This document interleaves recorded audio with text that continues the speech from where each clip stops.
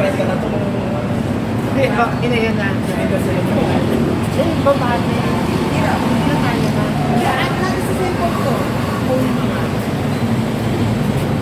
Haba. Ito tayo ha. Ito ang gagawin natin. Ika-copy paste ko siya. Ilalagay natin sa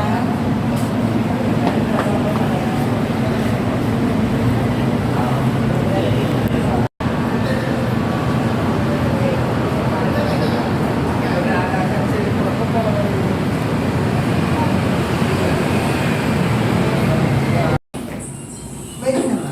Miss D, pag gusto mo ng kape, magsabi ka lang. Okay na ako, ang lakas pala. Ano yun ah? Brood. Decaf. Decaf yun. Decaf yun. Pero brood siya. Itala ko yung press. So imagination ko lang pala nakalakad.